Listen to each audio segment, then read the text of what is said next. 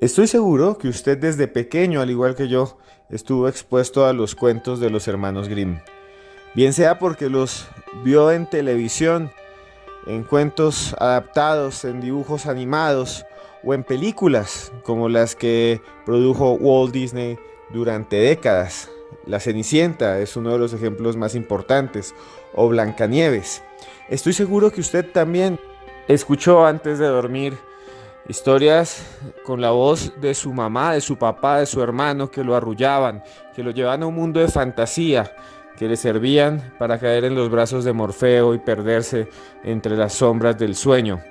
Cuentos como Blancanieves, populares entre los niños, o Pulgarcito. Realmente esos cuentos son bastante conocidos. Sin embargo, los hermanos Grimm tienen un repertorio amplio, grande. Existen cientos de cuentos que no son narrados ni por su papá ni por su mamá, ni son proyectados en las películas de los cines, en ese cine de animación que nos llama tanto la atención.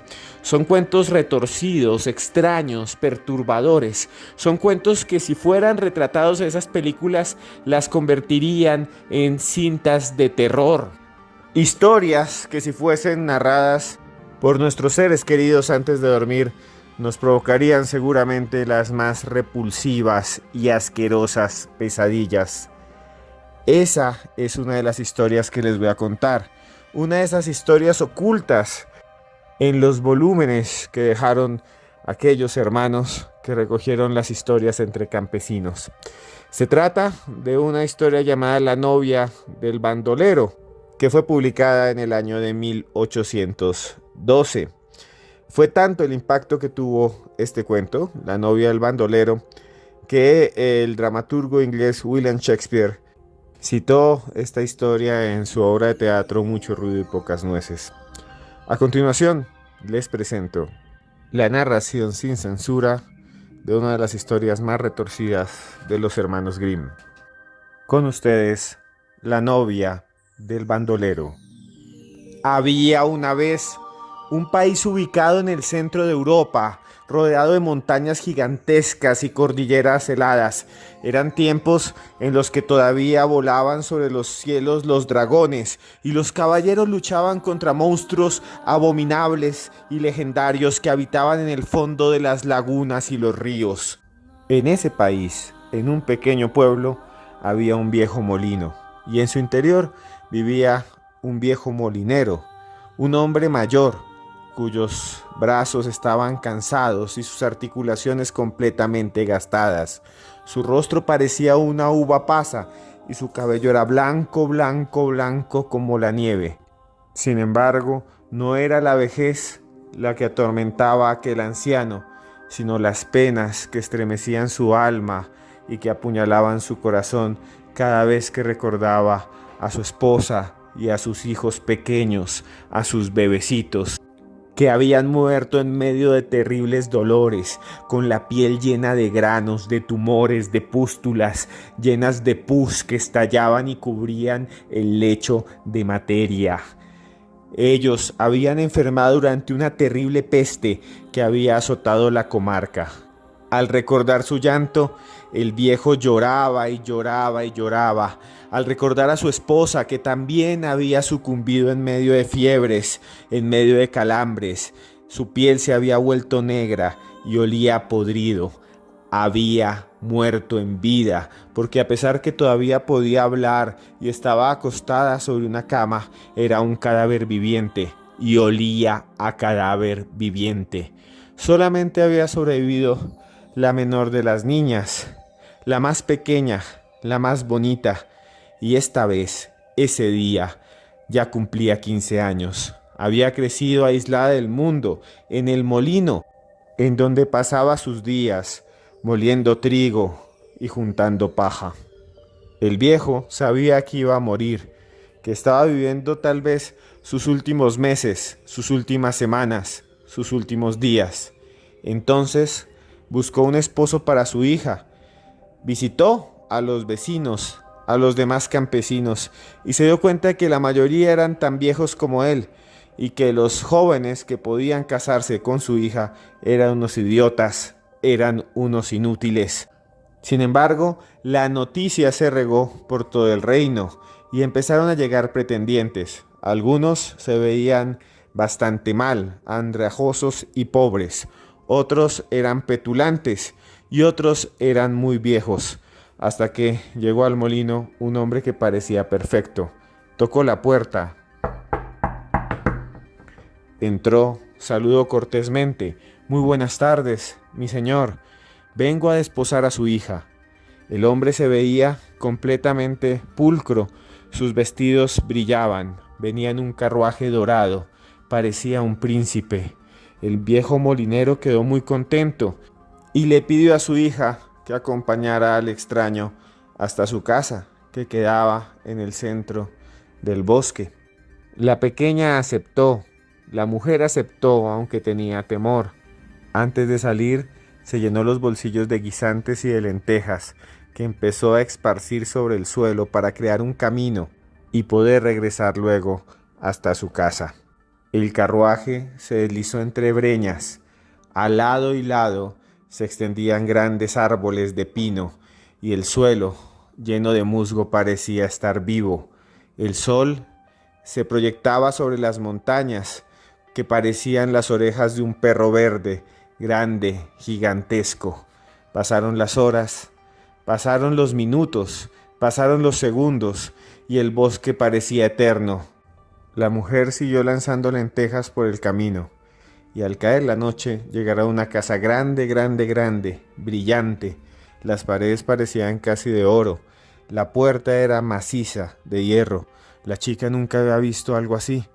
Había escuchado de castillos y había escuchado de condes, varones, de duques, pero nunca había estado en una casa tan grande. El hombre abrió la puerta y le dijo: mi señora, bienvenida a su casa. La chica entró, caminó por todas partes y se lanzó a la cocina, en donde había grandes hogazas de pan y carne por todas partes, jamones, salchichas. Nunca había visto tanta carne, nunca había visto tanta comida. Empezó a devorarla, a metérsela en la boca. Nunca había comido algo tan rico. Morcillas, chicharrón, comía de todo. En la esquina, en una jaula, había un pájaro que se quedó mirándola con interés y de un momento a otro graznó: vuélvete, vuélvete, lárgate, aquí vive un asesino. La muchacha levantó los ojos y quedó completamente asustada. El pájaro volvió a mirarla: vuélvete, lárgate, aquí vive un asesino, te van a matar. En ese momento llegó el prometido, la tranquilizó y le dijo: no te preocupes, tranquila, es un ave.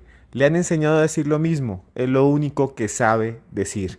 Me voy, quédate tú en la casa, quédate acá, recórrela, es tu casa, duerme, descansa, come, yo me iré a trabajar. El hombre salió, cerró la puerta y Bella, esa hermosa chica, se quedó allá adentro y empezó a recorrer los pisos de mármol, las cenefas brillantes, los grandes jarrones de porcelana, las lámparas y los candelabros que adornaban los salones, los tapices que habían sobre el techo.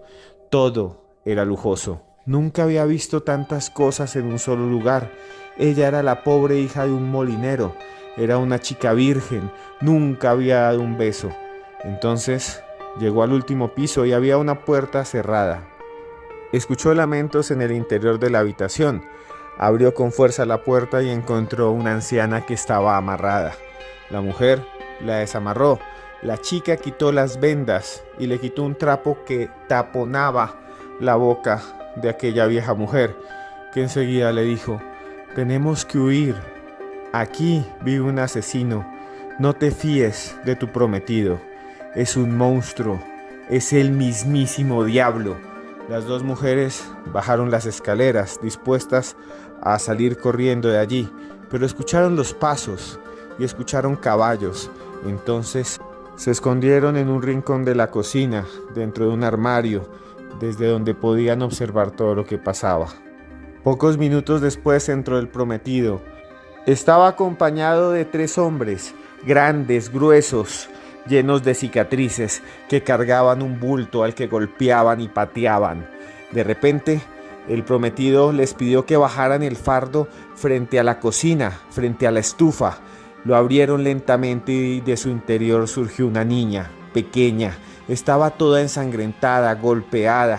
La sacaron lentamente. La pequeña lloraba. Luego trajeron un cuchillo, se lo pusieron en el cuello y empezaron a serrucharlo hasta que le cortaron la cabeza. Luego descuartizaron sus brazos, sus piernas, su tronco, sacaron sus vísceras y cocinaron todo en las ollas. Iban a hacer salchichas. Bella, la chica, quedó aterrada, lloraba mientras estaba escondida. Aquel joven galante, que parecía un príncipe, era un terrible asesino. ¿Y saben qué es lo que más le dio asco? Que se dio cuenta que la carne y las salchichas y el chicharrón que había comido cuando llegó era carne humana. Luego de la matanza, los hombres se sintieron cansados, se fueron a un rincón y se durmieron. La anciana aprovechó ese momento, salió del armario en donde se escondían y les roció encima una especie de polvo con hierbas que los dejó dormidos, una especie de polvo mágico, somnífero, que los llevó a las profundidades del sueño. Bella, que estaba en medio de un ataque de pánico, horrorizada, salió corriendo de la cocina, abrió la puerta de la casa y se internó en el bosque. Rápidamente encontró los rastros de las lentejas, de los guisantes, y siguió ese camino hasta su propio hogar.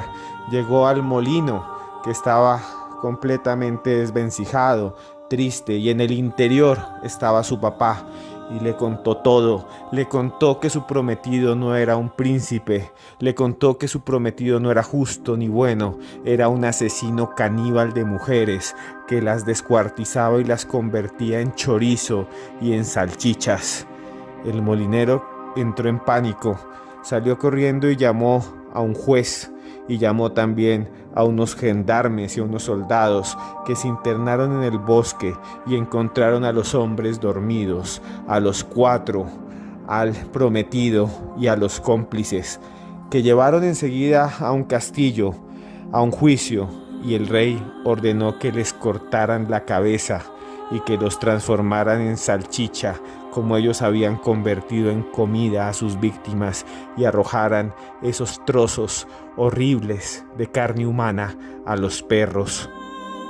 Todo esto frente a los ojos de Bella, de la anciana y del viejo molinero, que vivieron felices en medio de la pobreza.